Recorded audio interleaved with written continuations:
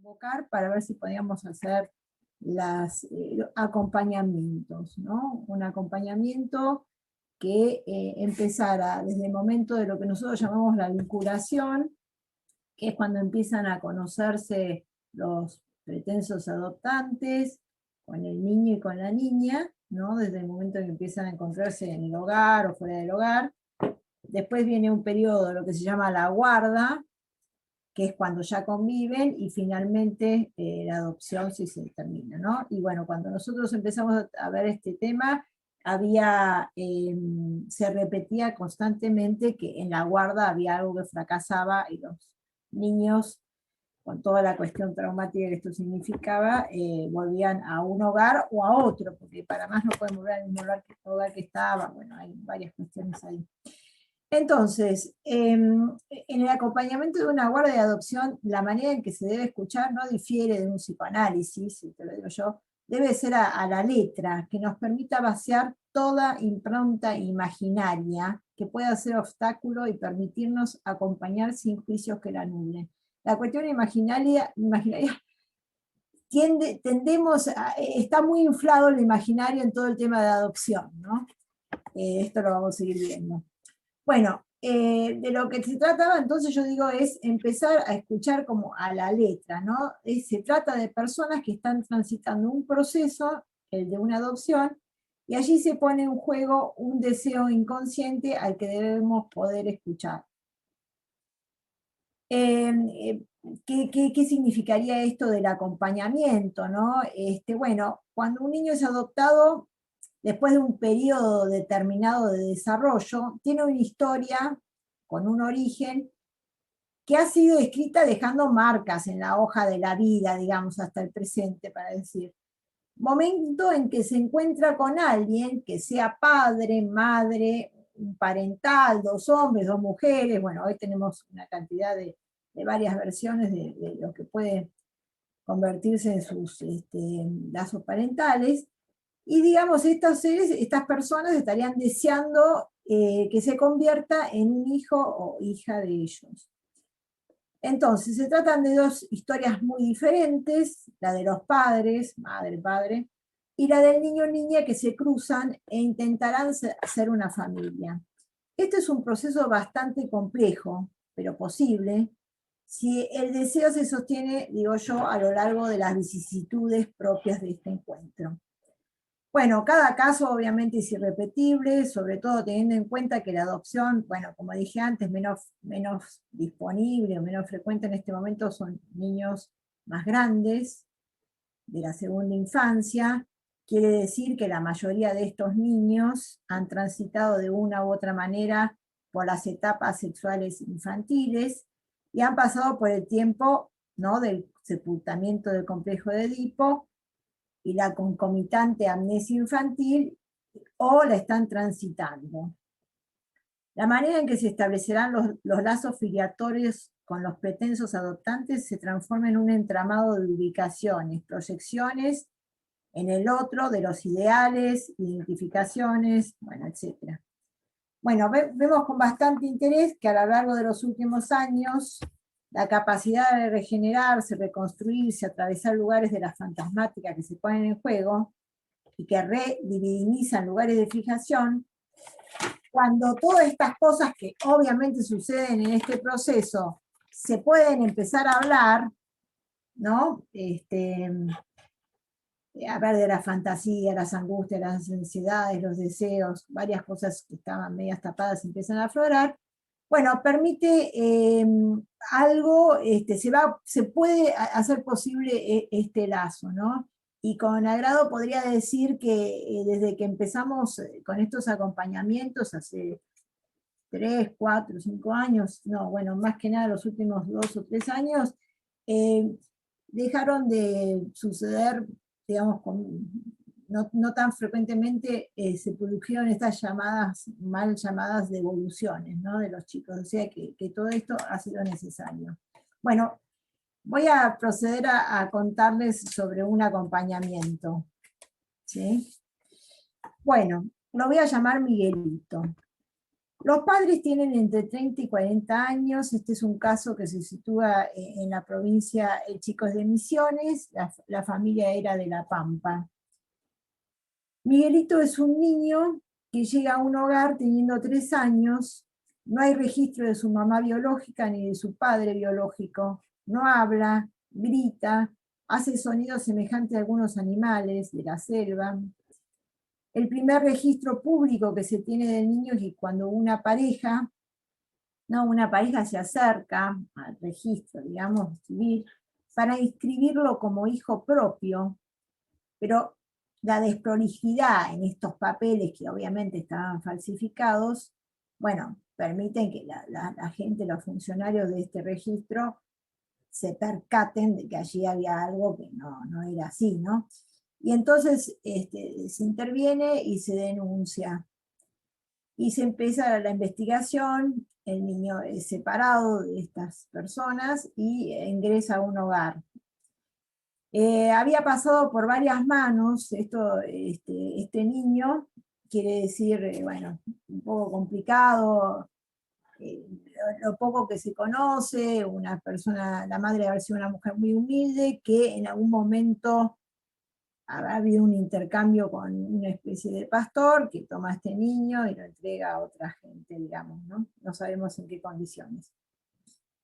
Bueno, la primera vez que veo a Miguelito tiene los párpados caídos y sus ojos se desvían hacia atrás, por lo que no es posible para él sostener la mirada hacia un objeto del mundo exterior clara. Yo diría, él ve, pero los ojos no terminan de fijarse, ¿no? La forma de su cabeza también acompaña este rasgo, de manera tal que presenta una pequeña flexión hacia arriba y atrás, debilitando la parte inferior del rostro, sus labios están hinchados y le sale saliva de la boca, ¿no? Sobre todo cuando intenta hablar.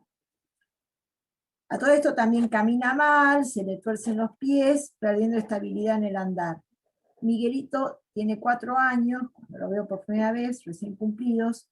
En el hogar en el que estuvo 6 meses, aprendió a decir algunas palabras, sobre todo palabras que tienen que ver con lo alimenticio, como cuchara, pan, agua, que aparentemente le fue enseñando la cocinera del hogar.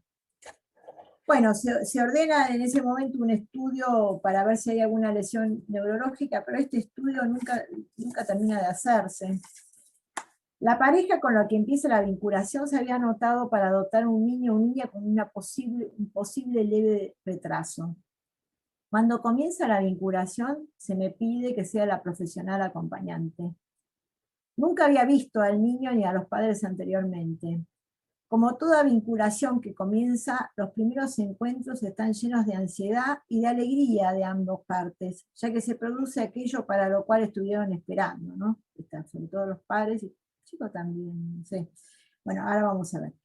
Esto se estaba produciendo, bueno, se estaba produciendo estas vinculaciones cuando se desencadena la pandemia del COVID, lo que hizo que se acelerara todo y que en pocas semanas directamente comenzara la guarda. O sea, el niño va a vivir con esta pareja. Cuando se inició la convivencia apareció el desconcierto. ¿Cómo podemos hacernos entender con un niño que casi no habla? Miguelito en los primeros días estaba más dócil, pero inquieto, a pesar, digamos, se dejaba asear, se dejaba alimentar, pero no hablaba, no se le entendía más bien, y le costaba mirar. Caminaba dándose contra las paredes. Los padres me consultan pidiendo que además sepa darles un diagnóstico, cosa que nunca terminé de hacer, obviamente. Según pude observar, Miguelito respondía a su manera a todo lo que ocurría a su alrededor, haciendo como preguntas, con un lenguaje muy pobre.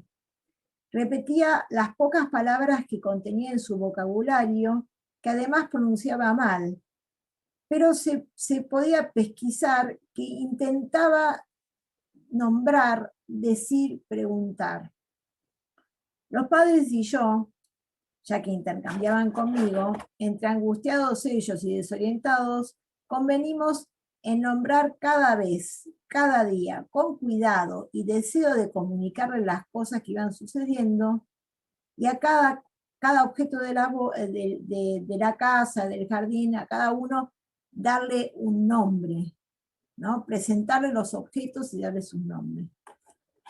Sucedió que una noche había luna llena y el padre, que tiene fascinación por las estrellas, salió al jardín y entusiasmado va a Miguelito y apuntando a la luna exclama: «La luna, Miguel, mirá, Miguelito, la luna».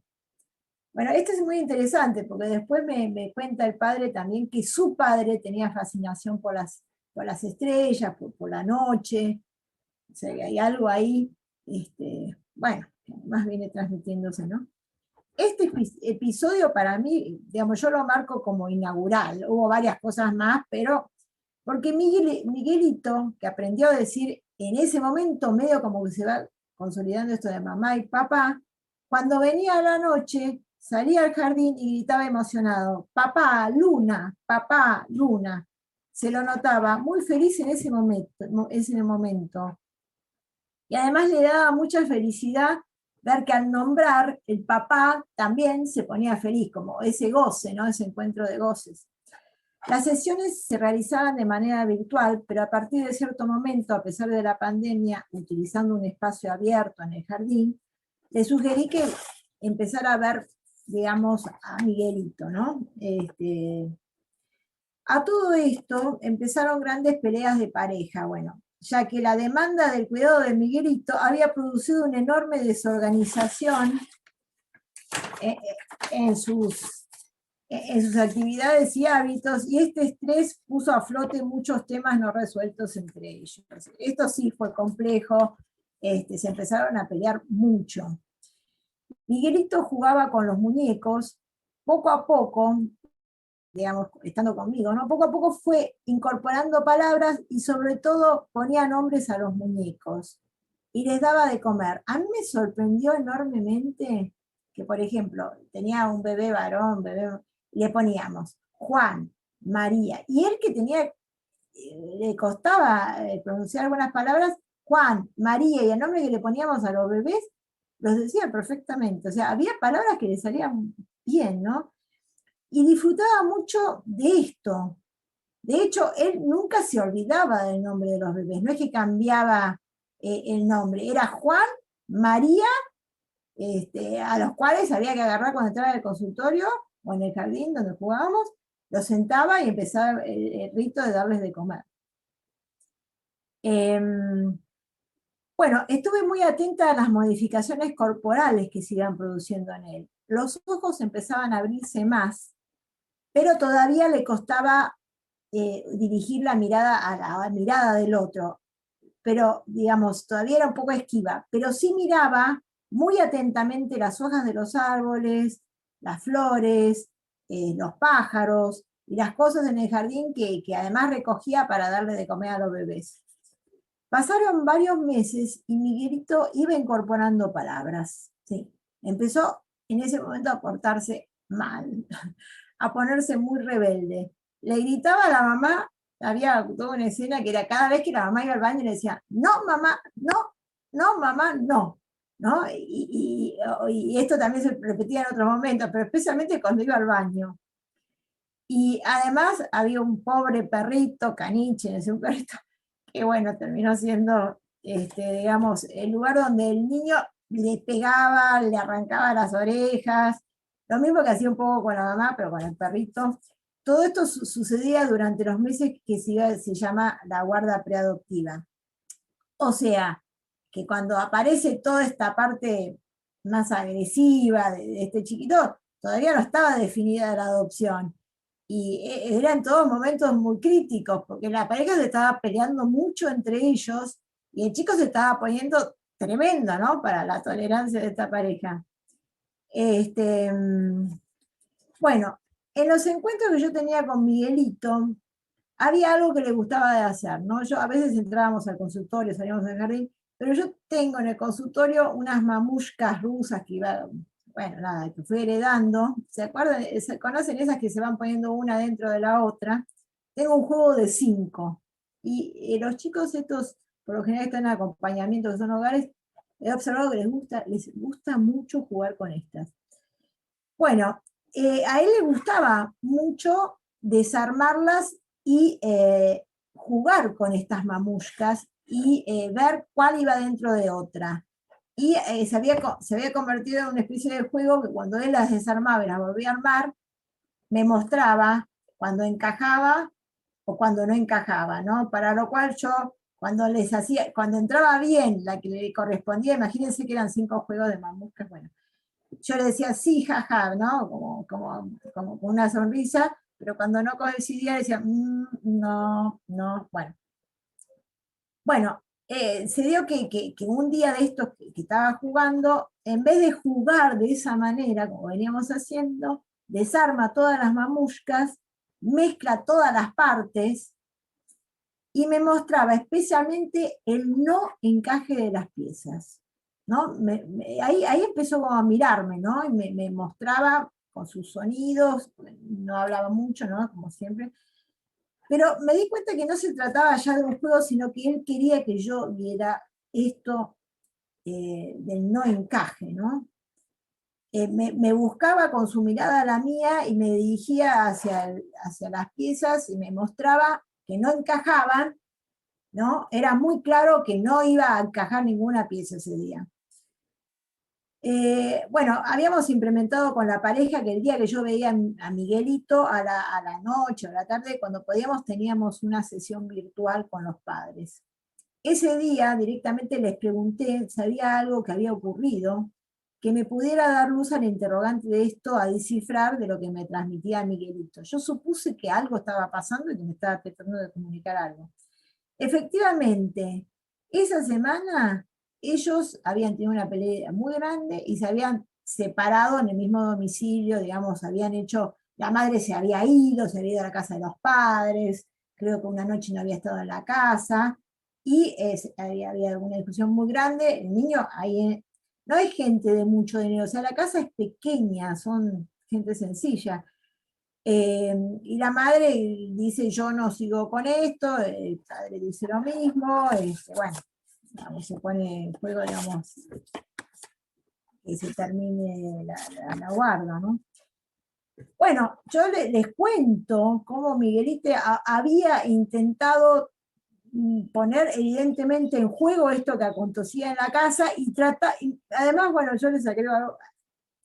Lo que me pareció muy llamativo, sorprendente, bueno, fue que el chico me quería hacer saber de esto, como pidiéndome ayuda realmente, ¿no? Y de hecho lo logró, porque nos pusimos a hablar de lo que el chico había estado tratando de mostrar de ellos, y esto los conmovió enormemente. Bueno, hubo llantos, angustias contenidas, empezaban a hablar de todos sus miedos, bueno, convenimos que ellos tenían que tener sus espacios terapéuticos, analistas, lo que fuera, y bueno, tras esto vuelven a apostarle a seguir con el proyecto juntos y adoptar a Miguelito. Entonces, en esta instancia pude interpretar el episodio como una crisis que se podría superar. Yo estaba convencida que esta crisis se iba a superar, porque primero que uno sabe que la pareja tiene muchas crisis, pero también uno percibe cuando esa pareja no desea separarse. Ellos no deseaban separarse, digamos. Uno entiende que realmente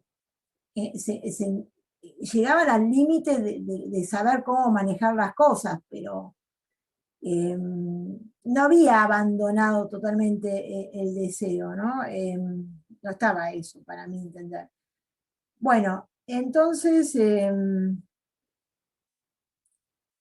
a ver, ¿qué estaba diciendo? Bueno, este incremento del enojo, la rebeldía de Miguelito, sin embargo, a pesar de este aspecto, en todo caso, para ellos insoportable, venía acompañado de otra cosa que era sumamente jubilosa para los padres, como para el niño, que era que el niño empezaba a hablar mucho más, ¿no? Pero había un punto que a mí me preocupaba y que yo estaba esperando que se produjera, porque realmente empezaba a armar gramaticalmente las oraciones. Yo prefería a este niño, digamos, en todo caso, para decir de alguna manera, enojoso, rebelde, y no aquel que había visto al principio con los ojos que se iban para atrás, con esta cuestión de la caída, porque iba como, inclusive los piecitos se le iban poniendo más derechos, no sé, había todo un cambio corporal. Estaba muy impulsivo, muy pegando, al perrito le daba con todo. Bueno, pero iba poniéndole palabras y la mirada también se iba poniendo cada vez más estable, podemos decir, ¿no? Se iba produciendo una integración en ese cuerpo. Lo que no llegaba a hacer era nombrarse como a sí mismo, como yo, ¿no? Yo le preguntaba a los padres, dice yo, y ellos decían, no, se seguía nombrando a sí mismo Miguel, Miguel, Miguelito, Miguel, Miguel, como se dice. En ese punto tendríamos que entrar, bueno, en el aspecto teórico, a lo que yo me refiero con esto del yo, que todos ustedes bien saben, el estadio fundamental, el estadio del espejo, ¿no? Para la constitución de la subjetividad, en la construcción de la imagen del propio cuerpo, el retorno de la mirada de otro que le confirmen que es él. Todo aquello evidentemente había estado muy vulnerado en su historia. La postura, la posibilidad de armar oraciones con sujeto y predicado en el habla, y fundamentalmente yo estaba esperando a ver si él lograba decir yo, ¿no? Cambiar el nombre y ponerse como yo. Era como un salto para mí en el lenguaje, ya que había avanzado tanto en el lenguaje, pero esto no se producía. Además, porque yo estaba segura que si él podía hacer como este salto en el pensar, ¿no? En el lenguaje, en lo que fuera, iba a ver, iba a aflorar este yo, digamos, para decir de alguna manera, si querés después lo discutimos, pero como que iba a poder estar mucho más encaminado a esto pulsional, ¿no? Que con lo que él a veces se encontraba, con este torbellino donde empezaba a pegar y a hacer cosas. Bueno, sucedió un día, ¿no? Se repetía varias veces las escenas, él después le gustaba mucho bañar a los bebés en el lavatorio del baño del consultorio. Entonces yo lo dejaba, hacía calor ya para este entonces. Entonces yo me sentaba y veía cómo él bañaba a los bebés, los jabonaba con intensidad, esto le resultaba muy gozoso, evidentemente. Después seguía limpiando las paredes, los picaportos, ¿no? Empezaba a limpiar todo con agua y con jabón. Yo lo observaba y mientras lo hacía, le repetía. Decía, Miguel, yo estoy mirando cómo bañás a los bebés. Vos, ¿qué estás haciendo? Y bueno, medio me contesta, dice, Miguel ñando bebés, ¿no? Como podía decir. Y le repetía, bueno, pero yo, Patricia, estoy mirando cómo vos bañás los bebés. Vos, Miguel, vos, ¿qué estás haciendo? Ese yo, ¿qué estás haciendo? Inclusive le dije así. Y entonces en un momento se detiene y me mira, pero me mira realmente, pum, yo me quedé así, que estaba ahí media sentadita, me mira y me dice, finalmente dice, eh, a ver, dice, yo estoy ñando los bebés, ¿no? Casi me lo dice como diciendo, acá lo tenés, yo, ñando los bebés, ñando, ¿no? Porque decía. Y bueno, me parece que esto fue importante, ¿no? Como si él pudo responder a mi demanda. Yo no estoy tan segura hasta qué punto él fue entendiendo, pero algo empezó a producirse porque empezó a decir yo. Bueno, acá hay un punto que yo lo llamo el síntoma. A mí observaba, le preguntaba a los padres cómo era la vida cotidiana, y bueno, Miguelito era un niño que nunca se enferma. No tiene los típicos cuadros febriles de la niñez. Inclusive no se lastima a pesar como decía el padre, rebota contra las paredes. Los únicos graves accidentes son las mordidas del perrito, que obviamente llegan al límite de su defensa propia, ¿no? Le sacaba la comida de la boca. varias veces le terminó dando un mordisco, ¿no? A veces en la cara, en la mano. Pero bueno, esta no aparición de síntomas también era algo que a mí me preocupaba. Pero podemos decir que al final algo apareció. La mamá me llama muy preocupada refiriendo a algo que los papás van a llamar los episodios. ¿En qué consisten? Que repentinamente, y especialmente cuando están todos tranquilos, o está upa de la mamá o del papá, o están jugando, o está comiendo, se entumece de pies a la cabeza, se pone duro, su cara y su cabeza se ponen rojas y luego empieza a transpirar. Los padres en ese momento se angustian, le preguntan qué le pasa y él dice nada, nada, ¿no? Y de hecho a veces se fastidia cuando le preguntan porque no sabe qué contestar, pero afloja, ¿no? Desaparece. Cuando le preguntan, pum, desaparece. La mamá ubica una escena que dice, ella me cuenta que le dice a Miguelito varias veces, ahora vamos a hacer una charla mamá-hijo, sobre todo después de que rompe, que hace cosas que la mamá se pone muy mal, y lo lleva a su habitación, lo sienta sobre ella y le pregunta cómo se siente. En este tiempo aparece el romper cosas, los padres que son docentes tienen muchos libros en la casa, encuentra uno de esos libros que se abren y cuando se abren de manera tridimensional se arma una figura, bueno, le encanta, lo rompe. La mamá se enoja mucho, porque se ve que un libro de la mamá, y le dice que le pone muy triste que rompa sus libros. Ahí preguntan cuántos años tiene el bebé. 4. 4 ya 5 prácticamente. A esta altura ya tiene 5. Horas más tarde, habiendo olvidado lo ocurrido, Miguelito le pide a la mamá, después pasan varias horas, pero el chiquito le dice, mamá, quiere la charla mamá-hijo. Y entonces van juntos, ella, la mamá accede y le dice, perdón mamá. La mamá que había no asociado esto del librito, le dice, pero ¿por qué me pedís perdón, Miguel? Porque yo te estaba portando bien, estaba tranquila. Porque te rompí el libro. Así fue como empezó a poner nuevas palabras sobre lo que le pasaba a él. Bueno, a los 8 meses de la guarda se firmó la adopción. La felicidad increíble de Miguelito cuando le dijeron que llevaría el apellido de los papás. Esto lo registró perfectamente él. Él sabía cómo se llamaba y estaba muy feliz de llamarse de otra manera. Hubo muchas cosas, pero seguramente aparezcan preguntas, ¿no? Bueno, los avances de Miguelito son impresionantes. Agregaría 2 o 3 cositas.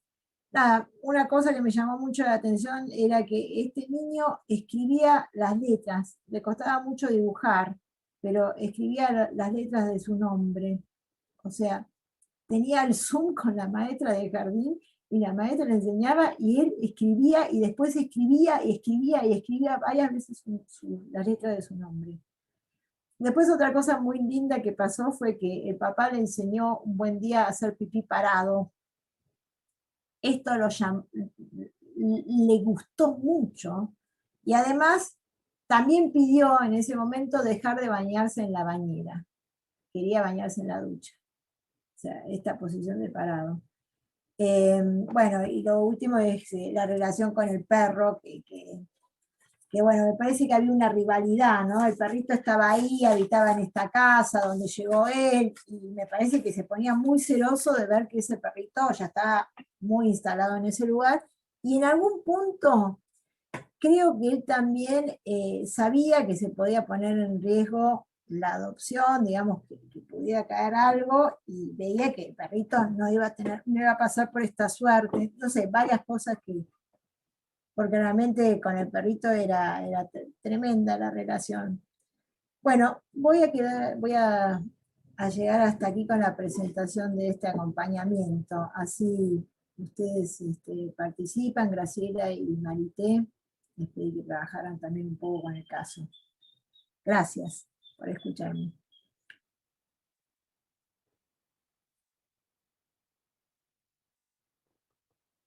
Creo que Graciela... Graciela, tenés que desmutearte. Carla, vos también estabas muteada. Bueno, ¿empiezo yo? A ver, sí. No, Bueno. quería agradecerle a Patricia el material muy conmovedor y va a dar para los comentarios y para las preguntas y las reflexiones después. ¿Empezás, Graciela? Sí, sí, bueno, tal cual. Es muy conmovedor, realmente es algo maravilloso lo que ha transmitido Patricia y es maravilloso una vez más encontrarnos con lo que el psicoanálisis puede hacer, ¿no? Con el malestar humano, ¿no?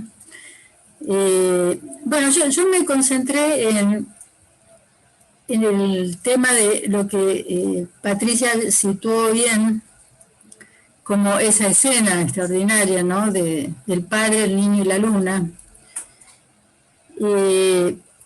Porque pensaba como que se hubiera producido ahí, se haya producido ahí, cosa que ella captó perfectamente, ¿no? Patricia, digo, una situación de una escena del Estadio del Espejo. Esta construcción extraordinaria que desarrolla Lacan bastante tempranamente en su obra, ¿no? Tan tempranamente que después va modificando y agregando y aclarando cosas, que por eso me gustaría tomarlo en este sentido, porque esta escena nocturna, ¿no? de este campo que se genera ahí en el encuentro entre el padre y el niño, me parece que está directamente ligado con el trabajo posterior de Patricia respecto al yo. Hay como una línea directa, digamos, entre las dos escenas, aquella de la familia y luego la escena en el campo del análisis, con este formato tan interesante, me parece, de que Patricia, la analista, le demanda que ubique el yo, ¿no? Me parece que hay algo ahí muy importante. Esto creo que está de alguna manera en todo el desarrollo del material, ¿no? Es como si este chico hubiera podido insertarse en el campo del lenguaje, pero de una manera tan fallida, digamos, que cuando lo encuentran, presenta todo el cuadro que presenta, ¿no? Un niño retraído, la mirada los ojos cerrados, no hay mirada, no habla, grita, bueno. Quiero decir que hay algo como si fuera la actualización en este trabajo del análisis y en el trabajo que hacen los padres, como darle vida a algo que ya estaba. Como que haya habido, digamos, una posibilidad inaugural de algún modo de engancharse, como se diría, en el mundo del lenguaje, pero que por las circunstancias tremendas que vivió no pudo desarrollarse, no pudo afianzarse, podríamos decir. Bueno, para hacerlo más claro, cuando Lacan nos presenta la escena del Estadio del Espejo, pone en juego esencialmente que se trata de una identificación.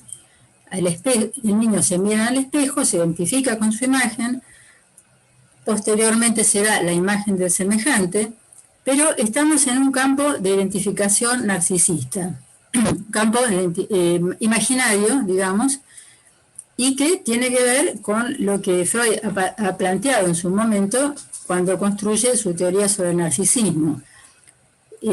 Porque esta imagen en la cual el niño se identifica es libidinizada, es narcisizada, se podría decir. Pero esta es una parte del asunto. Esto es lo que me parece que se pone en juego con la demanda después que tiene el analista de que ponga el yo a funcionar. ¿Cuál yo?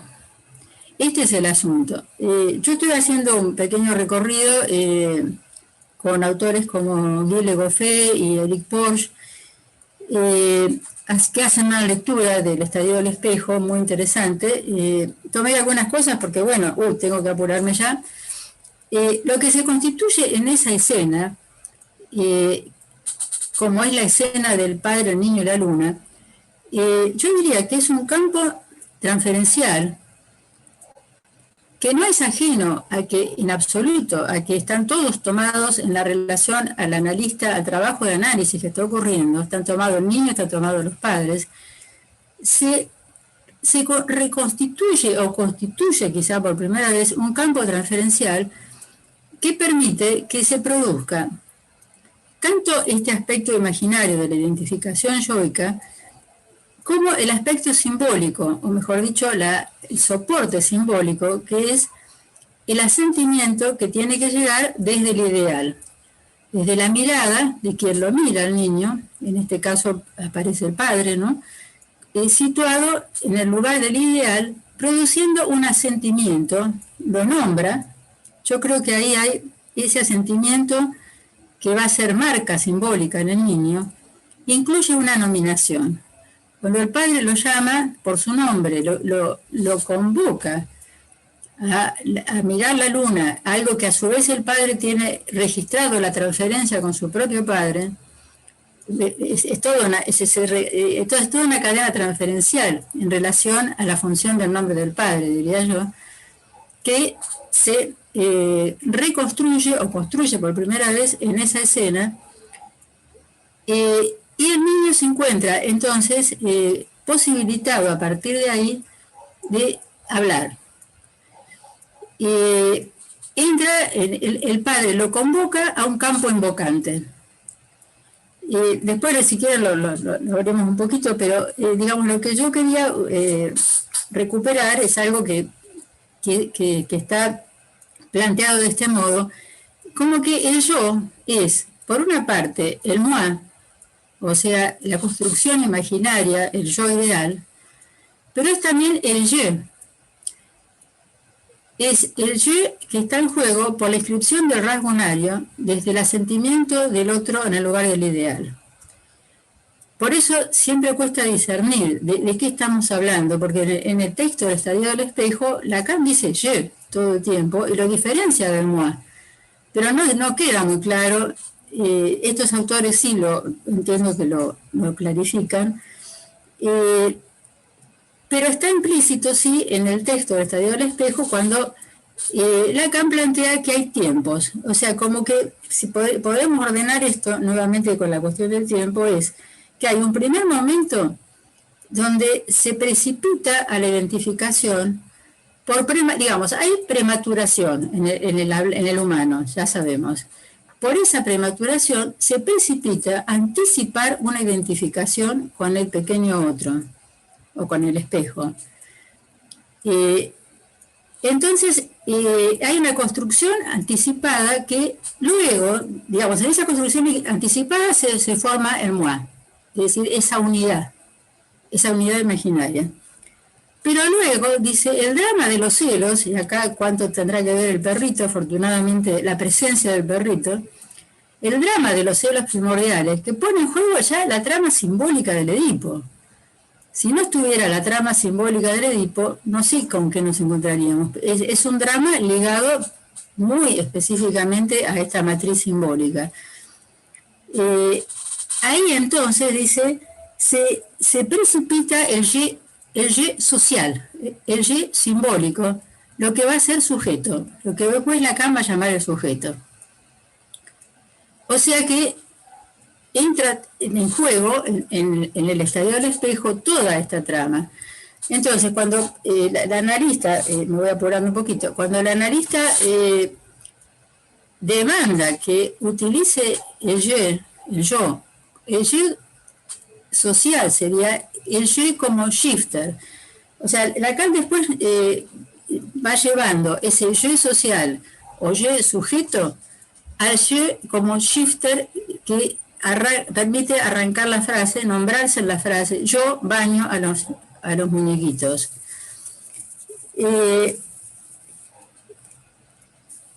Para verlo, por ejemplo, en el extremo, cuando esto no se produce, y quizá donde hubiera ido a parar este niño si no hubiera tenido todo lo que encontró en este proceso en la vida, cuando no se produce, y podemos considerar el campo de la psicosis, no hay esta diferencia entre je y moi. Esta diferencia permite escuchar, digamos, cuando uno habla, se escucha. ¿Por qué se escucha?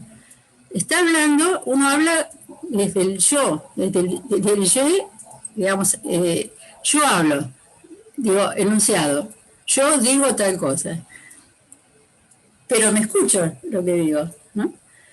Esto en la psicosis no ocurre, es el punto de la división enunciado-enunciación, ¿no? Es el punto donde el lenguaje se asienta como tal en el hablante, ¿no? Bueno, lo último, para dejar lugar a todo lo que venga, y a Marita en primera instancia, es que esa boca que tenía estaba babeando, no estaba articulado el vacío. El vacío que es relativo al deseo y a la pulsión invocante. O sea, cuando se pone en juego la pulsión invocante y él llama al padre, y luego más tarde llama a la madre, le pide perdón a la madre, digamos, ahí la boca entra a funcionar como boca, porque entra a funcionar como agujero. Es el vacío que es la causa del deseo, ¿no? Bueno, me detengo acá.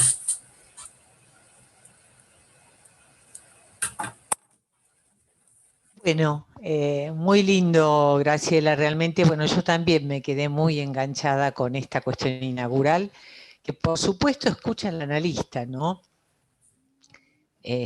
Cuando en el seminario planteamos de quién es el acto, ¿no? No hay una cuestión, como muy bien señalaste vos, transferencial, ¿no? El dispositivo permite que todas estas cuestiones puedan constituirse también, digamos, en esta familia, estos padres, en el niño, ¿no? No sin la escucha del analista, ¿no? Porque lo que me parecía en este sentido, yo tomaba esta cuestión de lo propiciatorio, del deseo del adoptante, ¿no? Esto que decía Patricia, de poder salir de la insuflación imaginaria, ¿no? Y poder situar ahí lo propiciatorio, lo que produce este movimiento de alguien que, movido por su falta, encara con el pequeño, con este niño, la posibilidad de hacerse padre o madre, en un sentido que pareciera que en este caso quedar bastante despojado de la matriz narcisista o fálica, que a veces se da a escuchar en esto de tener un hijo.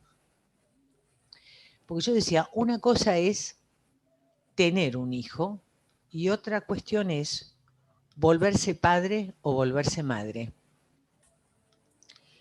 Tener un hijo, me parece que a veces, en algún punto, podría quedar insuflado, sostenido, por una cuestión, una promesa imaginaria, en el sentido de poder producir, el niño aparecería como carne de nuestra carne, ¿no es cierto? Portador de nuestros genes, que no terminan de definir mucho, pero que pareciera que estos genes podrían de alguna manera ser, digamos, tener una trascendencia, un peso en esta cuestión de un cierto paradigma, ¿no? En mucha gente que se niega a adoptar por esta cuestión de la necesidad del hijo propio, del hijo de la propia carne, el que se lleva en el cuerpo, donde a veces justamente uno diría, ¿no?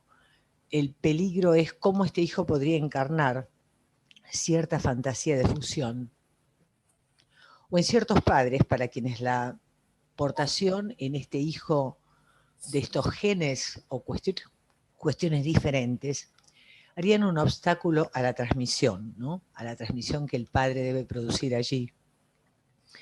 Como si el parecido corporal, a veces, marcado por la determinación de la biología o de los genes, implicara un apaciguamiento, ¿no? Respecto de este enigma que significa la paternidad o la maternidad, en tanto toda maternidad y toda paternidad son adoptivas, porque hay un campo de desconocimiento respecto del destino de ese sujeto que procreamos. En el caso de la adopción, claramente, hay un despojamiento, una renuncia a esta cuestión de tener este hijo propio, y aparece esta cuestión de estar dispuestos a constituirse en padres y madres con toda la cuestión que significa este acto de amor, en el sentido de dar lo que no se tiene, ¿no? Claramente, en este punto. Y yo que me quedaba pensando en esta cuestión del texto, donde esta pareja se anota para recibir un hijo con un posible retraso. Como que es una apuesta fuerte, ¿no? Son dos maestros y están dispuestos a saber hacer, a encarar la dificultad del enseñar, de ver qué hacer, ¿no? Cómo ayudar, ¿no? Hay una cuestión interesante allí. Este Miguelito, yo no sé si leí mal en el texto, yo lo entendí así, ¿no? En su hablar emite sonidos como de los animales de la selva, yo entendí que le podían ser los pájaros. Esos son los animales omnipresentes en su lugar de origen, que es Misiones. El chico es misionero, es un chico de la selva, ¿no?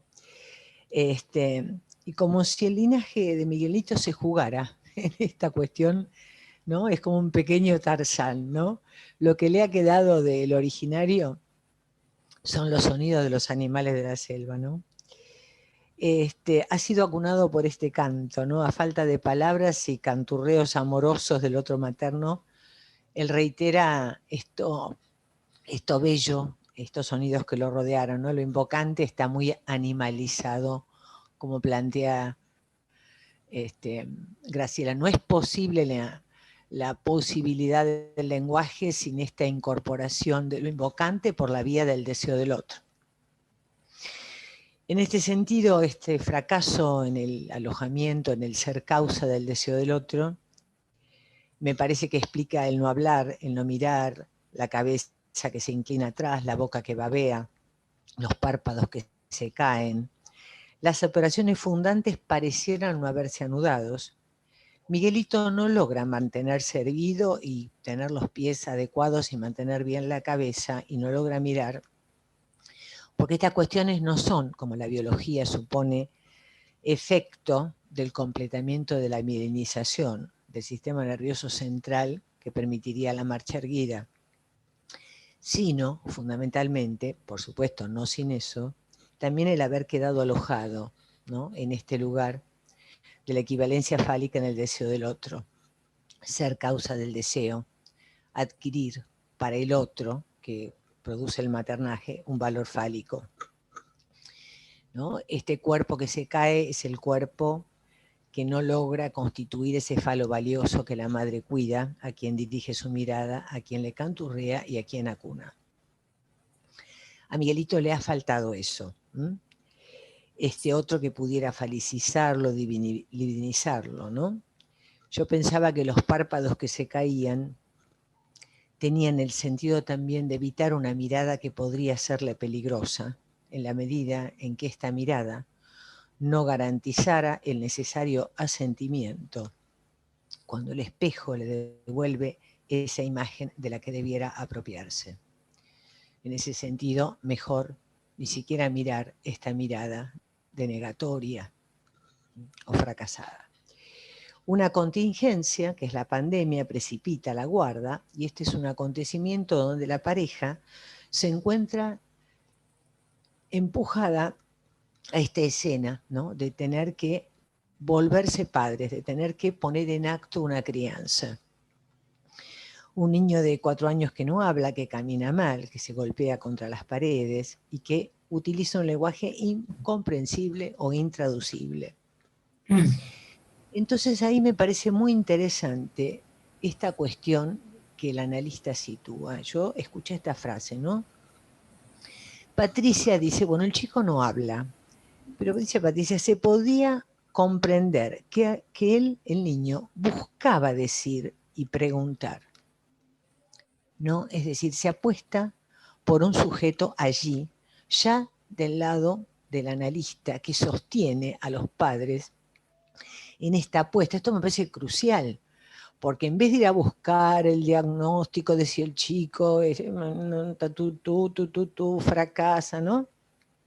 Tiene una discapacidad y una neurología en el lenguaje, ir al fonoaudiólogo, qué sé yo, Patricia dice, no, pero este chico quiere hablar, este chico tiene la potencialidad del lenguaje, este chico quiere demandar, quiere corroborarse en el otro, lo que pasa es que no puede, vamos a ver cómo lo ayudamos. Entonces, esto es muy interesante, porque claro, el chico no puede, no se le entiende, pero allí hay alguien que habla, hay un existente, hay un parletre que no ha renunciado a decir, que de alguna manera él, digamos, está en el camino de poder encontrar la palabra que lo represente para el otro, ¿no? Entonces, él no rechaza, como decía Graciela, el lenguaje como el autista. Y en ese punto, la adopción es la oportunidad, es el acontecimiento de que el encuentro de este estar en el lenguaje y querer encontrar la palabra y querer demandar y querer existir, se encuentran con alguien que quiere ser padre, que quiere alojar a alguien. Entonces es maravilloso, porque allí hay una contingencia que permite estas operaciones. Es el deseo, es el encuentro de una potencialidad, de un sujeto allí, que no quiere ser un animal de la selva, que no quiere no estar sano, no quiere ser un humano, con alguien que quiere volverse padre y tener y hacerse padre más que tener el hijo, ¿no? Entonces, hay una intervención muy interesante, Patricia, que ella dice, bueno, vamos a ponernos de acuerdo, vamos a nombrar cada vez con cuidado, y hay una cosa fundamental en tu texto, dice, deseo de comunicarle las cosas que iban sucediendo, porque no es el tema como la cocinera, bueno, la cocinera también, lo que el chico sabía era lo que la cocinera le había transmitido con amor, porque acá está la cuestión del nudo entre el amor, el deseo y el goce. En estas funciones del hacerse padre y hacerse madre, efectivamente está la cuestión del nudo, ¿no? Esta cuestión del amor que permite al deseo condescender a un goce, es decir, que ordena esta cuestión. Entonces, con amor los padres le van mostrando, bueno, todas las cuestiones, digamos, que rodean. No se trata de ir al fonoaudiólogo que entrene al niño para pronunciar o para que entienda el sentido. Se trata del deseo de hablarle, de dirigirse a él, apostando allí a un sujeto, ¿no? Como cuando la madre al bebé que no hable, tiene 2 meses, le dice, bueno, ahora nos vamos a pasear a la plaza, ¿no? Entonces aparece el acontecimiento inesperado donde el niño, digamos que yo tomo también el tema de la luna llena, y el niño me parece que en este punto, justamente yo lo tomaba en la dimensión de que allí en esta escena se produce, justamente por eso puede producirse todo esto que tan maravillosamente nos ha planteado Graciela, que es maravilloso, ¿no? Como lo trajo. Este tema de cuando el niño se encuentra con el deseo del otro, ¿no? Este tema del padre que sale y le dice, ¿no? Esta cuestión, ¿no? Este tema de el padre, digamos, son el papá y la luna, ¿no? Es algo así como que el papá le demanda a Miguelito que goce con él, recortando de lo opaco de la noche el brillo fálico de esa luna y de esas estrellas que también con las que gozaba su padre, ¿no? Este punto de recortar en la opacidad del universo un punto brillante que capta, ¿no? Que atrapa la mirada por su consistencia fálica. Yo digo, es una manera, ¿no? de meterlo, él ahí, el padre se hace padre, lo mete al pibe en la significación. Es como si el tipo fuera de Boca y lo lleva a la cancha y están todos gritando, bueno, una cosa que, ¿no? Es decir, hay una transmisión, digamos, de la significación fálica, la carretera principal, la implicación de lo necesario que le es al padre, la transmisión de los ideales fálicos al hijo, ¿no? Ahí estás vos, Miguelito, y estamos los dos. Yo te nombro a Miguelito como mi sucesor, que también va a ser el tipo que goce con la que va a ser de Boca, que mire la luna, lo que quieran poner ahí.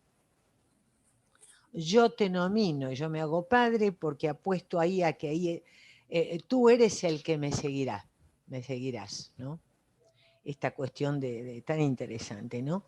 Le propone un argumento fálico para la existencia, ¿no? Como dice Osvaldo, que la existencia es algo opaco, sin argumento. Bueno, él le da esta cuestión de miremos la luna, porque también yo pensaba que en ese sentido, que por eso me parece esta cuestión de lo introductorio, de lo inaugural de la escena, que es el tema de que él ya no se trata de que Miguelito sea objeto de la mirada piadosa y compasiva de los padres. No es un padre que sufre, pobrecito este chico, mirá lo que le pasó. Si esto hubiera ocurrido, el chico nunca hubiera salido. Sino que el padre ahí le dice, no, mira, vamos a mirar la luna. Bueno, porque hay algo, digamos, un tercero, entre nosotros dos, que está ahí y que causa nuestro deseo y que nos sostiene en esta humanidad que somos, que es inventarnos una zanahoria del burro para que nuestra existencia tenga realmente un gustito, ¿no? Esta cuestión, digamos, de encontrarle el gusto a la existencia. Y esto también me parece que es interesante porque el chico empieza a hablar y empieza a decir que no, empieza a escupir, ¿no? En la medida en que él puede incorporar e identificarse a este tema de lo bueno de mirar la luna, papá luna, puede empezar a escupir lo malo, empezar a tramitar todo el rechazo por los abusos sufridos, ¿no? Y esta especie de, digamos, de expulsión. Y en medio de este torbellino pulsional, también yo no haría un mojón en que, bueno, hay un torbellino pulsionar, pero claramente hay un comienzo de ordenamiento entre esta incorporación, esta Bellahun y esta Tosun, y el juego simbólico del bañar a los bebés, recordar los nombres no son cualquiera, allí hay una cuestión que va posibilitando el yo, porque el nombre es el nombre, y cada muñeco tiene ese nombre, y el tema de las mamushkas, ¿no? Que es este tema de cómo el niño ahí se ubica en el lugar del síntoma de la pareja. Si uno va 2 notas sobre el niño, claramente el niño ahí no está meramente, no está en el lugar de la fantasmática, digamos, de la mamá, ¿no? Como objeto de ese fantasma, sino que aparece como expresando, digamos, este lugar de síntoma en la pareja, con las mamuscas desencastradas, y también en ese punto él puede producir la demanda de que no se le vayan, de que se queden ahí sosteniéndolo a él, ¿no? Hay una demanda también ahí de él, digamos, ¿no? Y bueno, en este punto yo creo que claramente todo coincido totalmente con Graciela, que justamente, ¿no? Tirando a partir de este elemento, de esta escena inaugural de la luna, se pueden entonces construir esta cuestión de la articulación pulsional entre lo invocante, lo escópico, la posibilidad del decir, de la boca como el recinto del morder, porque también es cierto que la posibilidad de que él, bueno, la crueldad de él con el perrito también es una manera de poder justamente tramitar esta cuestión, digamos, de los celos, este tema de quién es para el otro, el tema de la coordenada edípica, el lugar de la mamá como la que lo contiene y que de alguna manera es a quien él le pide perdón por haber roto, digamos, sus objetos, esta especie, digamos, de apaciguamiento de la crueldad, ¿no? Pero no sin esta cuestión, me parece que también yo leía en este tema de la luna, de esta especie de cómo los circuitos pulsionales se van ordenando en relación a la transmisión paterna de la significación fálica, ¿no? Esto era lo que de alguna manera, por eso el alborozo de él con el apellido y el linaje, ¿no? Bueno, hasta ahí, gracias.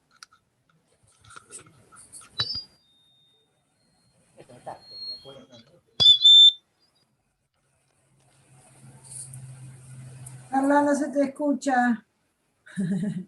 Me olvido, me largo y me olvido. No, agradecer la riqueza de la presentación, de los comentarios y abrir a reflexiones, preguntas. Ya acá tengo una manito, Marité. Sí. No, perdón, es Osvaldo, pero que como estamos en la misma pantalla, yo ya hablé. Bueno, siempre uno se maravilla cuando está en una situación de propiciar algo clínico, y bueno, y las cosas uno las empieza a ver con resultado, ¿no? Me parece que es un poco una cosa que a uno lo conmueve.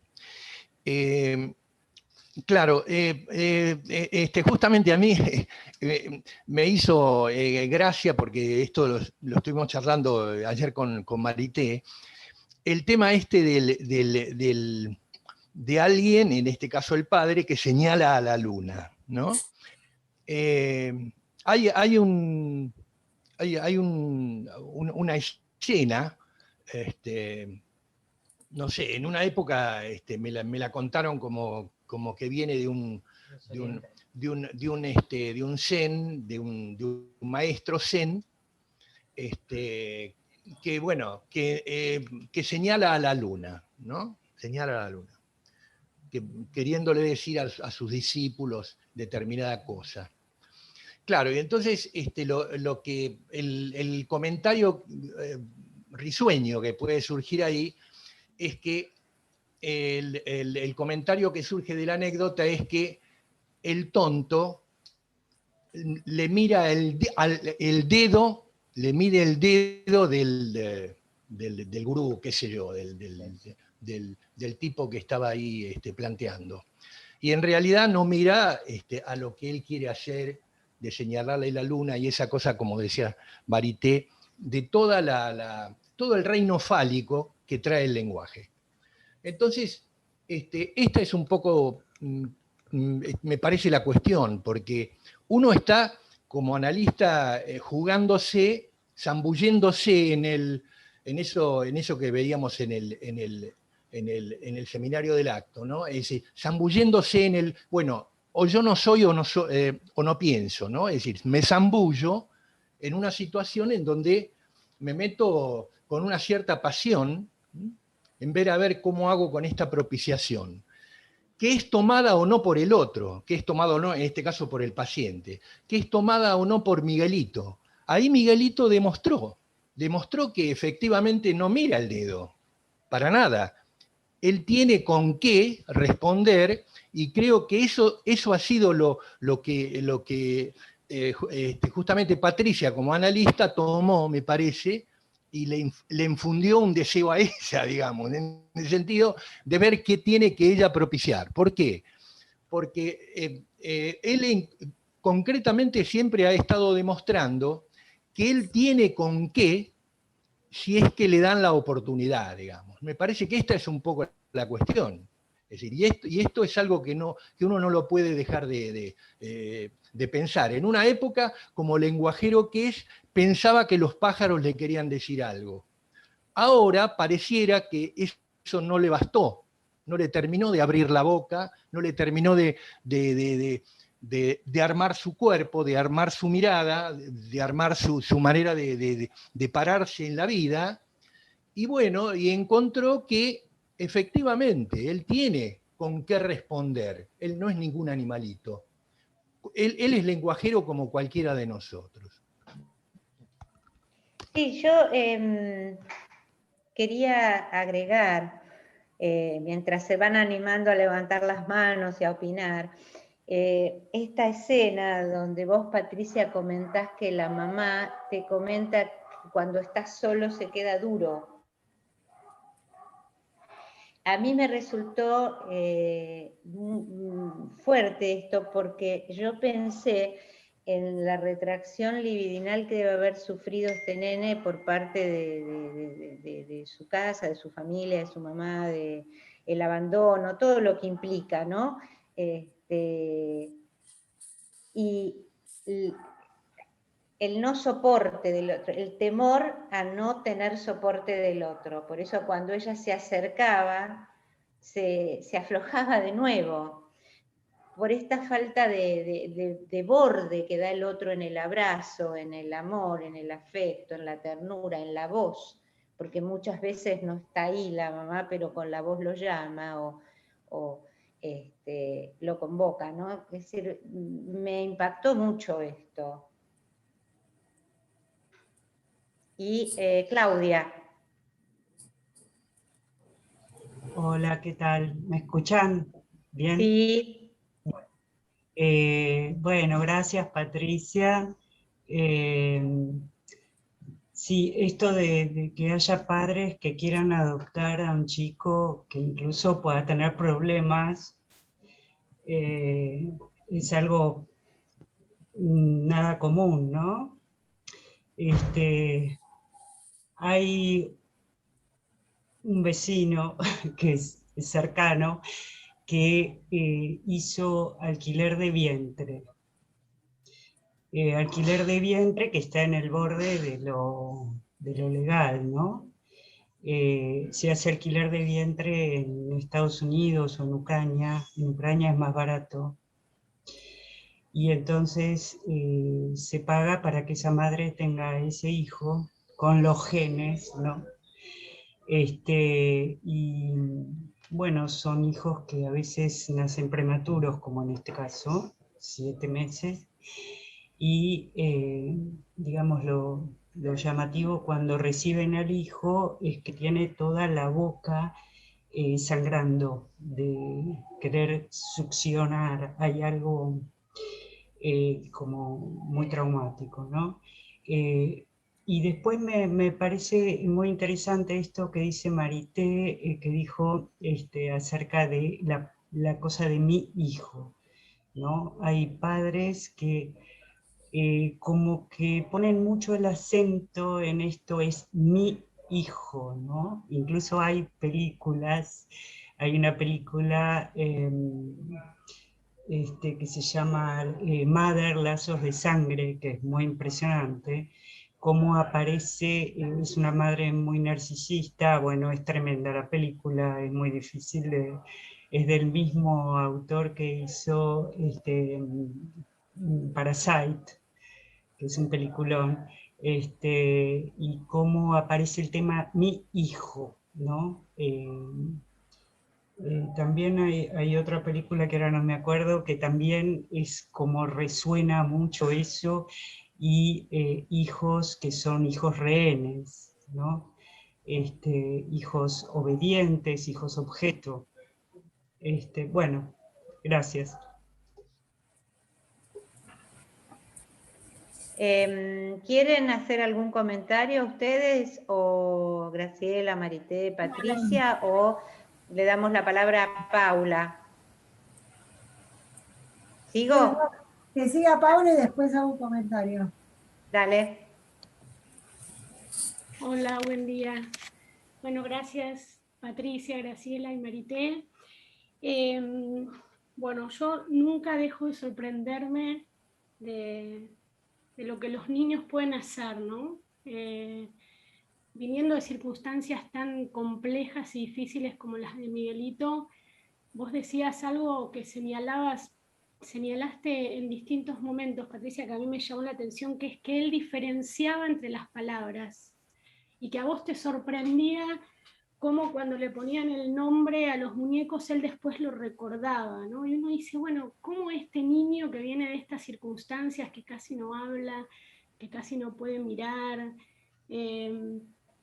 puede hacer eso, ¿no? A mí siempre me sorprende con lo que uno se encuentra cuando se propicia un espacio como el que posibilitó Patricia, y pensaba cómo, voy a decir algo de lo que intercambiamos en el chat, me voy a permitir decir algo de alguna inquietud que a mí me surgió cuando intercambiamos en el chat mientras organizamos el encuentro de hoy, respecto de cómo nombrar, ¿no? ¿Qué título darle? Y una de mis inquietudes era, bueno, si hacíamos hablar a la adopción o hacíamos hablar a Miguelito, ¿no? Y me parece que si hacíamos hablar a la adopción y tomando esto que decías de despejar lo imaginario, Patricia, respecto a la adopción, corríamos el riesgo de hacer teoría, ¿no? Respecto de la adopción o de ponernos a discutir sobre la adopción. Y me parece que una vez más lo que trae Patricia muestra cómo el psicoanálisis puede abrir ahí un espacio para que sea el niño y también los padres del niño, ¿no? Que puedan producir este pasaje. Yo pensaba, bueno, este movimiento que el niño hace de construcción de la propia voz, con Z, para poder pasar de ese vos sos Miguelito, el que mira la luna como papá, bueno, a yo lavo baño, ¿no? A los bebés. Porque ahí hay todo un tiempo de construcción de esa voz que bueno, que, insisto, yo siempre me maravillo por lo que el psicoanálisis puede hacer en estos niños, ¿no? Propiciar ese espacio para esa construcción. Y bueno, Patricia, siempre me gusta el trabajo que ella trae, porque se puede ver en esos niños que viven en situaciones tan difíciles que, bueno, pueden diferenciar las palabras. Y uno dice, bueno, ¿cómo hace? Bueno, como decía Osvaldo, está ahí, ¿no? El terreno para que él pueda hacer, si se da la posibilidad, ese pasaje de constitución, ¿no? De subjetivación. Y bueno, eso. Sí, Patricia. Bueno, la escuchaba con mucho interés, les agradezco, la verdad, también, bueno, lo que trajo Graciela y Marité, para mí ha sido increíble, ¿no? Como pueden leer de lo que traigo, de lo que traje de Miguelito. Pero voy a arrancar desde atrás, desde lo que viene diciendo a Paula, porque vine como encadenándose a algo que me parece está presente y para mí es importante remarcarlo, que es, recién Paula decía, ¿este chico cómo recuerda? Bueno, es un rasgo muy llamativo, muy propiciatorio, llamémoslo como sea. Tiene una memoria sorprendente. O sea, lo que le dije en una ocasión no lo olvida. Inclusive los padres se sorprendían cuando venían al consultorio a traerlo. Enseguida el chico les decía que estaban yendo por la calle equivocada y en algún momento pasaban enfrente al consultorio para ir a otro lugar y decía, acá Patricia, bueno, me dice, a mí me llama. Bueno, después de que decía yo, a los papás dicen que decía yo Patri, ¿no? Como que, bueno, porque él habla, a veces se construye bien, a veces no, pero bueno, es sorprendente, los padres me dicen yo Patri, ¿no? Como hoy yo Patri, ¿no? Como dice algo así como que viene al consultorio, ¿no? Ese día. Pero lo que quiero decir es que hay algo detrás de la cuestión de la trama simbólica. Recién Claudia hablaba de esto del alquiler de vientre, y yo me interrogo cómo se va a resolver desde el punto de vista simbólico esto, porque el tema del origen no es poca cosa. Hay algo que me parece que debe estar ordenado desde el vamos. Por eso es que en realidad este chico cuando detectan que hay una ilegalidad y entra dentro de lo que sería del marco de lo registrado por la ley, o digamos, de lo verdadero, porque digamos, hay una verdad, y este chico no es, ¿quién es hijo? Bueno, no importa, esto después justamente es hijo de quien lo adopta en una cuestión, en un marco legal. Esto para mí es lo que propicia además todo lo demás, de todo el resto. Yo no sé cómo termina siendo lo de que, cómo se va construyendo eso después, porque todas estas cosas en el inconsciente tienen sus efectos, a mi entender. Es como lo que dijo ahí Osvaldo sobre el dedo. No es el dedo, sino es la luna. Y con esto quiero decir, mucha gente, la cuestión imaginaria, tan importante, desde que estamos trabajando con estos temas nos damos cuenta que con mucha facilidad se entra en una cuestión donde nos enganchamos fácilmente con el imaginario, por dónde pasa la cuestión del amor. No es el dedo, como dijo Osvaldo, es la luna. La luna es todo eso que hay atrás, que es muy grande, ¿no? Bueno, hay muchos casos, me parece muy interesante que podamos en algún momento hablar de cómo incide en la adopción el que esté todo en orden, como digamos, desde el punto de vista simbólico. Bueno, varias cosas más. Respecto del diagnóstico, no sé si me jugó a favor la pandemia en ese sentido o qué, porque ellos tienen idioma nunca les daba no les daba turno, la autorización para que se pudiera hacer ese estudio neurológico que nunca se hace. Justo hace 2 o 3 semanas me llaman en un júbilo, no dieron el turno para el estudio neurológico, porque yo nunca les dije que no lo hagan, pero siempre les decía que no era tan importante eso, que acá había otra cosa que se estaba produciendo y que ellos, bueno, lo del estudio se hará y cuando se haga, se haga. Bueno, o ellos a veces me decían, ¿no será lo neurológico? Yo, no, bueno, vamos a seguir. Yo les insistía que no, que había otra cuestión ahí, que era, bueno, el lazo que se iba construyendo entre ellos, bueno, les iba marcando cómo él iba cambiando en la medida en que ellos realmente cumplían, que se iba produciendo esta ubicación padre-hijo, transmisión de linaje, todo esto. Ay, bueno, cuántas cosas. Bueno, prefiero que sigamos interviniendo y cualquier cosa agrego algo después si me surge. Yo no puedo levantar la mano, así que bueno, me atribuyo. Perdón, Ingrid, pero Sí. levantó la mano Lidia Sepúlveda, ¿no? Vos levantaste. Sí, estaba Porque vi Graciela. manito. Espera, Marité. No, está bien, no les aviso nada. No, ya lo tengo. Está Graciela, vos, Lidia y después Ingrid. Listo. Bueno, sí, adhiero a los comentarios. Bueno, en particular una cosa quería decir, que un hijo siempre es adoptado. Digamos, entre los humanos no es natural que un hijo sea hijo, no es del orden de la naturaleza. Un hijo es un hijo porque es adoptado, porque hay una función materna, una función paterna que se ponen en juego, hay algo en la transmisión de la familia, quiero decir, algo no, está la transmisión de los complejos inconscientes, es decir, hay todo un proceso efectivamente relativo a la transmisión que hace que alguien esté ahí como padre, como madre o como hijo.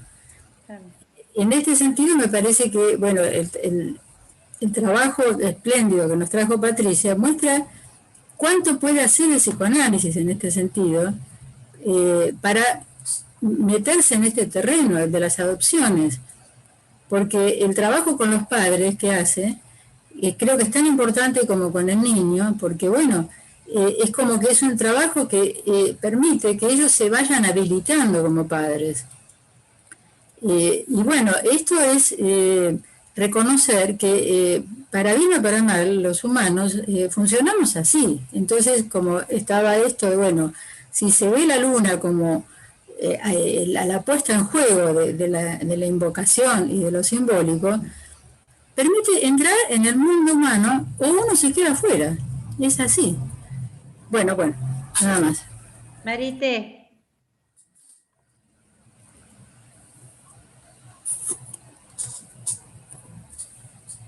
Está silenciada, Marité. Tengo un problema con el mouse.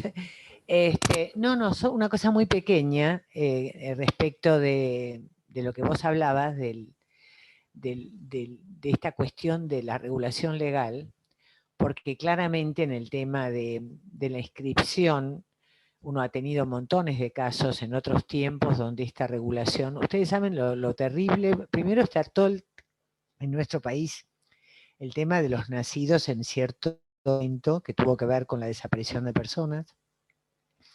Eso fue terrible para, digamos, todos los adoptantes en aquel tiempo, ¿no? Y el tema de la sospecha del origen y lo truculento. Y después está el tema de aquellas adopciones que son producidas en forma ilegal, con vericuetos a veces perversos, como por ejemplo, para facilitar las cuestiones, anotar o reconocer al hijo que tiene la mujer adoptante como hijo legítimo. A mí me ha tocado en el consultorio hasta ver esas cosas, ¿no? Y por eso digo que claramente el marco de la regulación legal y toda la figura de la guarda, por más que debería agilizarse y por ahí pensarse de una manera, digamos, más fluida, no escapa a esta cuestión, ¿no? Porque evidentemente hay un destino que se marca con estas cuestiones, ¿no? Nada más.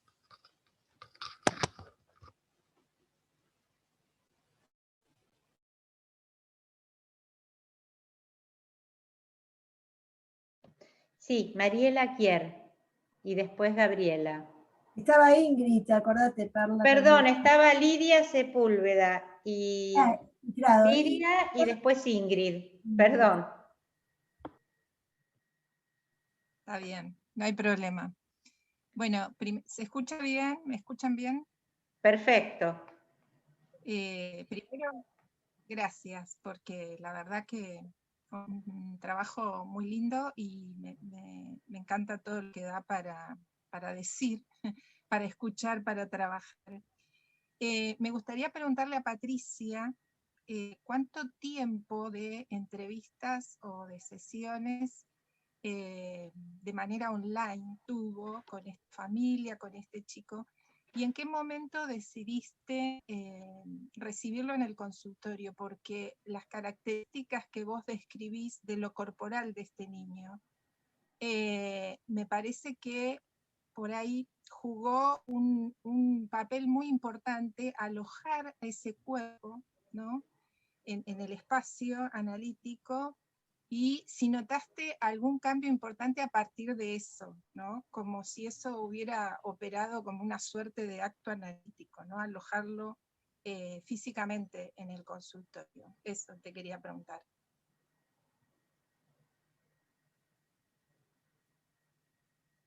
Y si querés, le contesto a Lidia. Sí. Porque tal vez esto es muy puntual.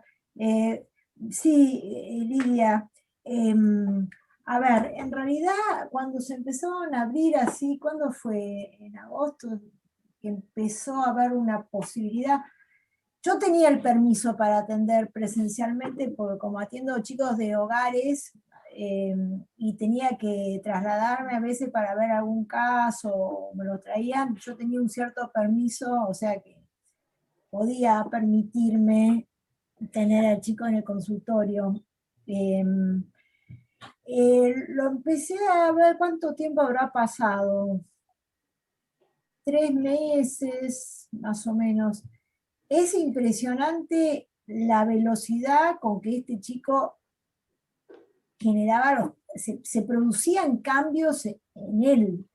O sea, yo tenía esta cuestión de necesitaba registrar todo y lo registraba. A veces me daba un poco de inquietud.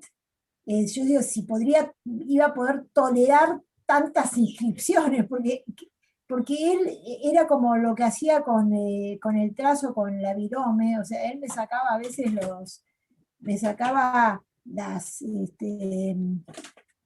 perdón, me sacaba el anotador que yo tenía, era virome, y quería anotarlo como hacía yo, ¿no? O sea, una cuestión, pero era muy sorprendente que él escribía muy bien, con muy buenos trazos, las letras de su nombre, pero yo esto también lo interpretaba como la necesidad de registrar las palabras, el nombre de las cosas, los acontecimientos. Era un chico que, la verdad, deseoso de ser él ahí para aquellos padres, su hijo, digamos, él realmente deseaba, a pesar de que muchas veces la madre, en algún momento Graciela comentó, no acá, pero en privado me dijiste algo así, Graciela, como que la madre a veces se parecía a la hija, ¿no? Se ponía en lugar de hija. Bueno, la madre tenía una cosa así, a veces era medio niña, y se ponía a competir con el chiquito, ¿no? Había una cosa, bueno, ¿a dónde va esto? No, que ella se sentía que no podía ser madre, que la desbordaba, que no tenía resueltas sus propias cuestiones con su propia madre y su propio padre, que la verdad había varias cosas ahí media sueltas, pero digamos, yo la sostenía y decía, todo es posible, digamos, las cosas se van aprendiendo, le decía yo, ¿no? Y entonces ella lo fue haciendo, la verdad que hizo un trabajo consigo misma interesante. Pero lo que quiero decir es esta necesidad de Miguelito de escribir todo, ¿no? Y nada se le escapaba, cómo hacía y realmente cómo él trataba de que eso fuera haciéndose de cuerpo, porque me parece que era algo de esto, ¿no? Él iba como produciendo algo de esta consistencia corporal. Consistencia también me refiero al imaginario, porque todo, ¿no?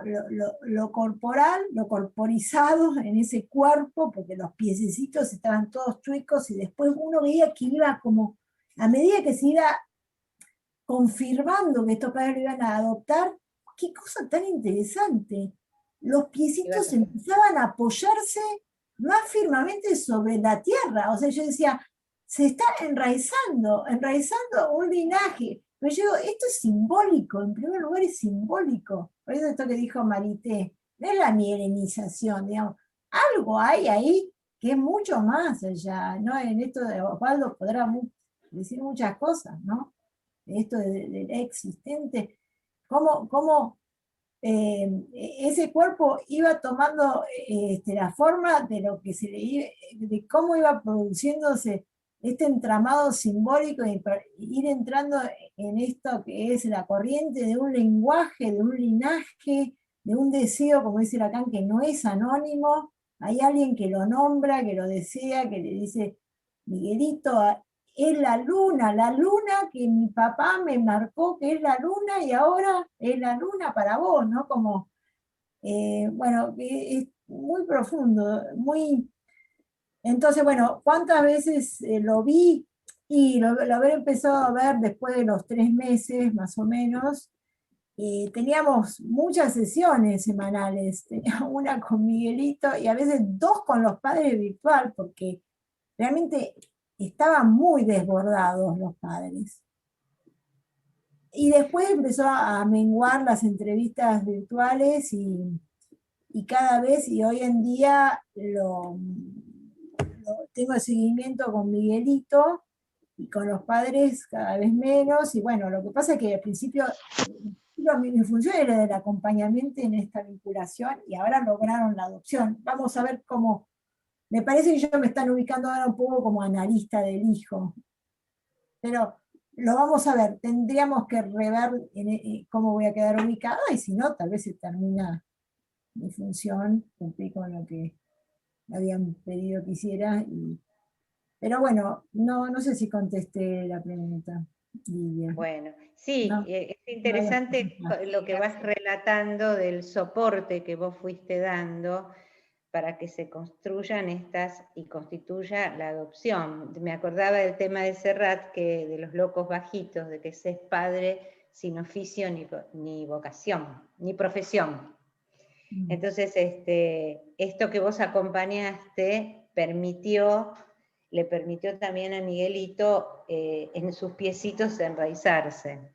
Bueno, Ingrid. Sí. Ay, tengo muchas cosas, voy a tratar de ser sintética.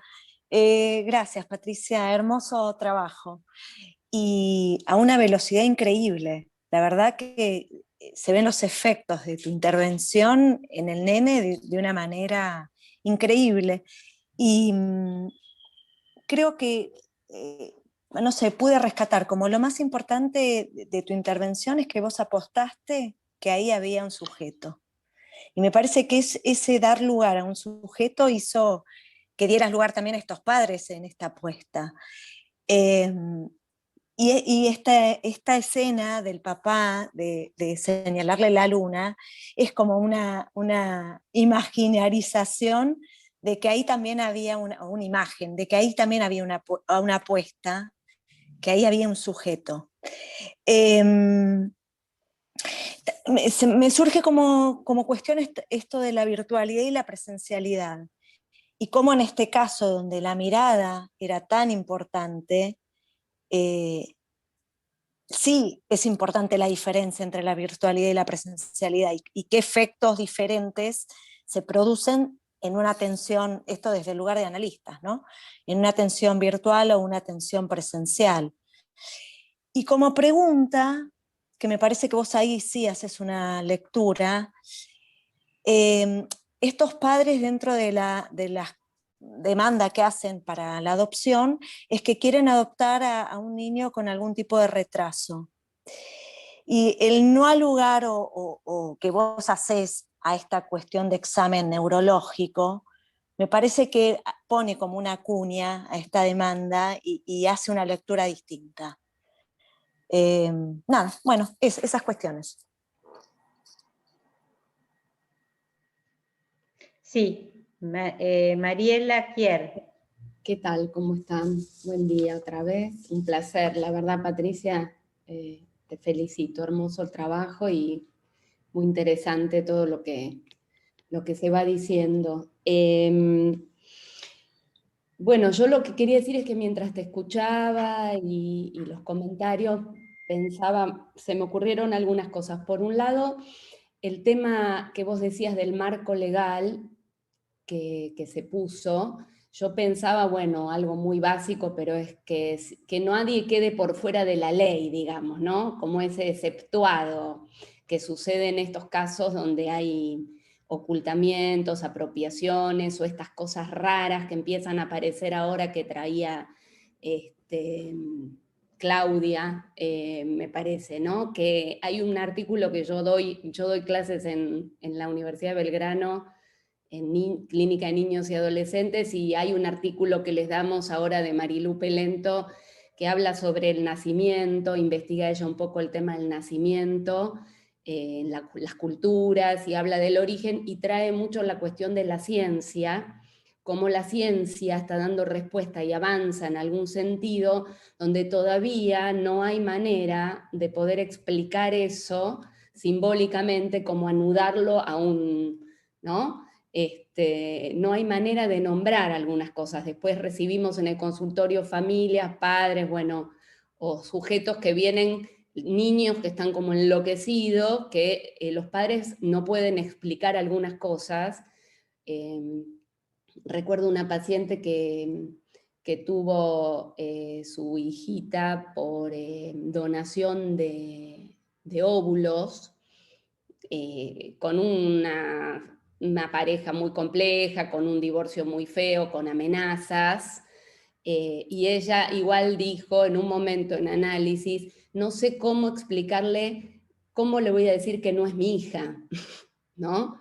Con lo cual, bueno, hay muchas cuestiones a trabajar ahí. Y también pensé un poco, algo que leí hace poco, releí de Winnicott, en relación a este niño, que cómo lo leería él, ¿no? que viene con todo ese cuerpo armado, uno diría como mal armado, o no terminado de armar, no terminado de cerrar sus agujeros y sin embargo, como desde Winnicott eso sería quizás una defensa. Ahora no me acuerdo si él dice que es una defensa, una desintegración para defenderse de la no integración, o al revés, porque no me acuerdo bien los conceptos, pero son esos, es desintegración y no integración, en relación a que eso augura algo muy bueno en el niño, que si bien tiene todo un armado que hay que después, digamos, apuntalar y encontrar ahí esa subjetividad, se armó como defensa, ¿no? Bueno, y por último contar que me retornó al consultorio una paciente que atendí porque había consultado por el duelo, por la muerte de sus padres, que fueron muy seguiditos, y antes había consultado conmigo en realidad porque estaban en lista de adopción y les habían hablado de un niño que cuando vino a preguntarme, porque yo soy especialista en niños, llamémoslo así, para ver qué patología era, porque le estaban hablando de un niño que, bueno, parecía un autismo, pero eso no prosperó. Había dejado y ahora me llamó sumamente angustiada porque les había salido la adopción de 2 niños, hermanitos, 6 y 4 años, los 2 con algún retraso, y que por la pandemia y sin asistencia como la que ustedes dan, Patricia, bueno, se aceleró todo, y cuando entraron los chicos a la casa, sobre todo en enero, que se instalaron en una quinta para estar con los chicos, que yo empezó con una angustia tan grande que no puede hablar, no le sale la voz. Y bueno, estamos ahí, yo la hice venir al consultorio con la nena, y ya estoy indicando las terapias, porque quedó como... Pero lo interesante de estos 2 niños, que uno casi no habla, el otro tiene cosas... son riquísimos, se están haciendo avances enormes, solo con el trabajo que se está haciendo con ella, que está haciendo ella, digamos, pero que cuando pasaban, ellos se dieron cuenta que cuando pasaban con el auto cerca del hogar donde habían estado, acá en Palermo, empezaba a gritar la nena, a gritar desesperada. Así que bueno, esto, ¿no? Como hay algo de una ubicación, niños que tienen recursos también, me parece que es parecido a Miguelito, porque muestran ya mucho afecto y empiezan a hacer más palabras, y hay mejoras, y se disminuyeron los gritos, y hay juego, pero bueno, esta cuestión de ubicar, que les queda algo ubicado, no están perdidos, eso es lo que digo. Bueno, hablé un montón, gracias por el espacio.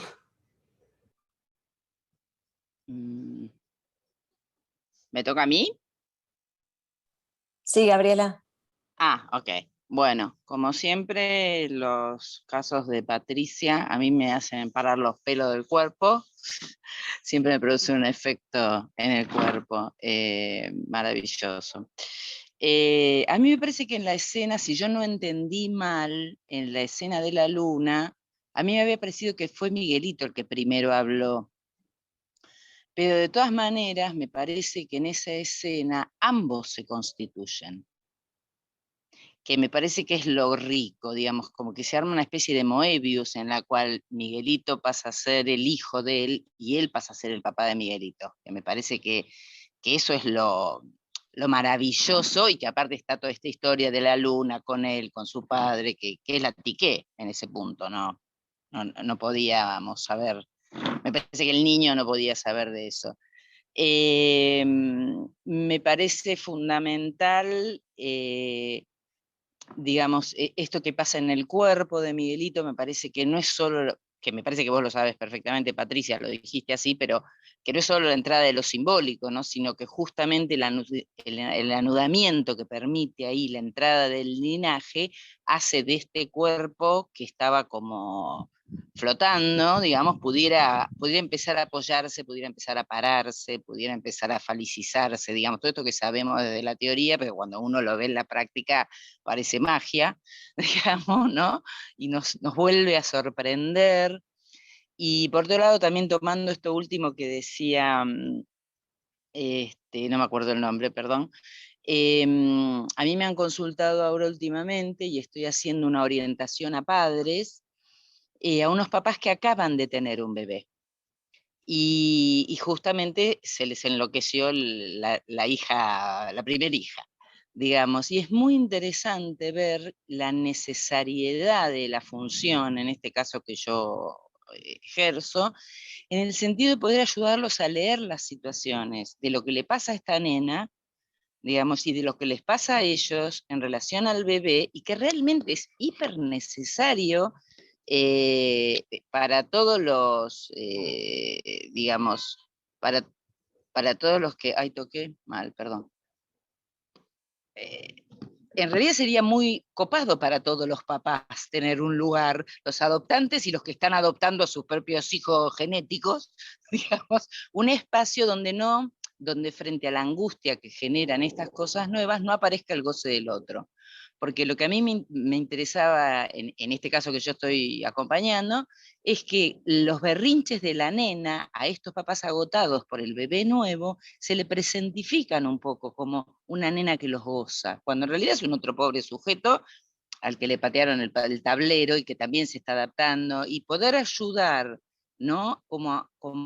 En estos casos, que es mucho más fácil que lo que hace Patricia, ¿no? Pero ayudar a ir leyendo las situaciones de una manera que permita que cada uno se encuentre, bueno, con la angustia, la propia, la del hijito al que le nació el hermanito, digamos, como nuestra función como analistas, tenemos que ejercerla siempre que nos la pidan, ¿no? Pero también ofrecerla a nuestros pacientes cuando son mamás, digamos, ¿no? Esto yo lo tomé de Silvia Amigo, de uno de los textos, y lo he hecho últimamente, digamos, de no dejar que las pacientes que se vuelven mamás interrumpan el tratamiento, sostenerlo como de lugar.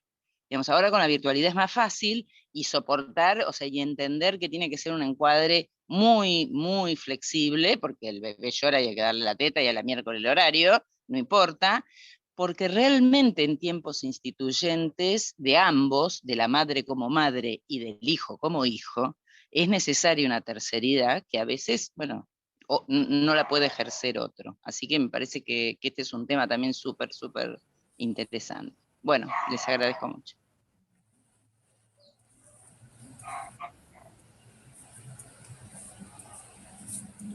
Que siga Graciela y yo al final, Sí. gracias por todos los aportes. Y cierro con algo que ¿te parece, Parva? Sí, espérate que está Graciela y cerrás vos, ¿te parece? No sé, ¿hay alguien más? No, no hay nadie más. Que hable Graciela primero. Sí, bueno, sí. dale. En relación a las últimas intervenciones, la de Gabriela y la de Mariela, y siguiendo la misma línea, ¿no? de que un hijo siempre es adoptado o no adoptado, sea genéticamente o no propio. Recordé un caso de hace muchísimos años de un hombre que nunca pudo adoptar a su hijo varón por algo que se le complicaba, que no viene al caso, porque él se sentía que si no se había producido, supongamos que naciera rubio en vez de morocho, morocho en vez de rubio, su propio padre no lo iba a tolerar.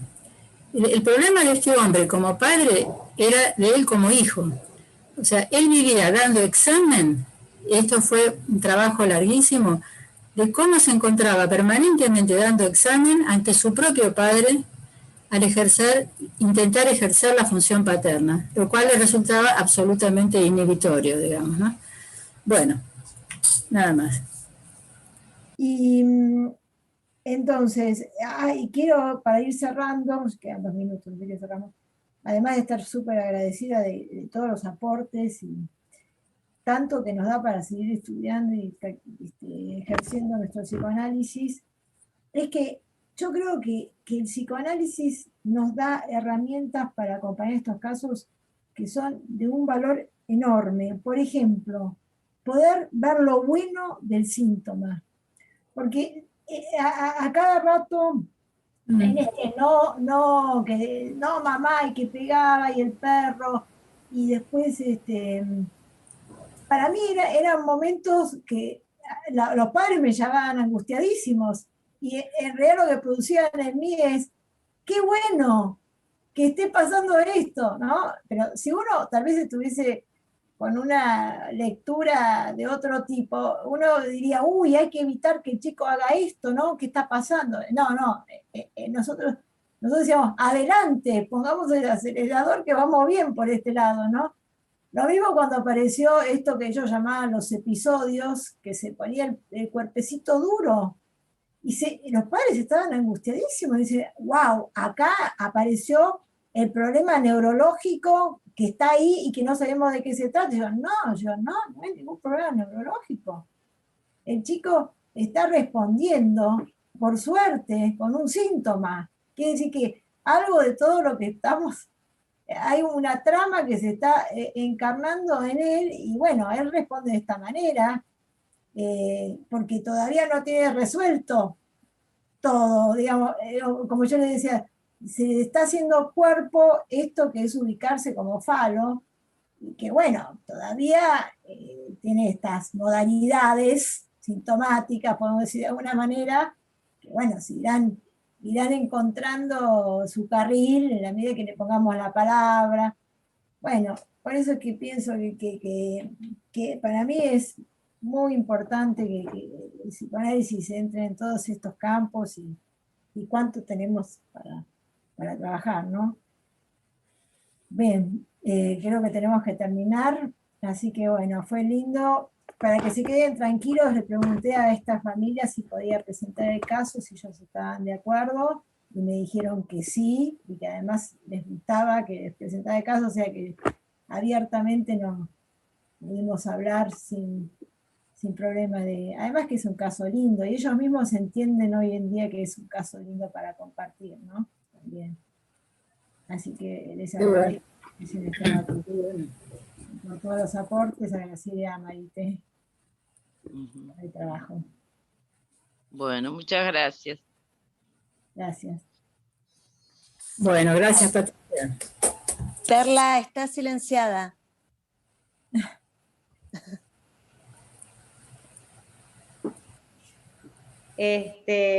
Bueno, gracias Patricia, gracias Graciela, gracias Marité, y a todos que pudieron participar y pudimos compartir la riqueza de lo que vamos pensando respecto del psicoanálisis. Los distintos lugares donde podemos intervenir, los diferentes encuadres también, no rígidos, sino pensar el caso por caso. Así que bueno, gracias, y nos reencontramos el tercer sábado y el lunes. Sí, el lunes. Bueno, nos vemos. Chao, chao, gracias. Chao.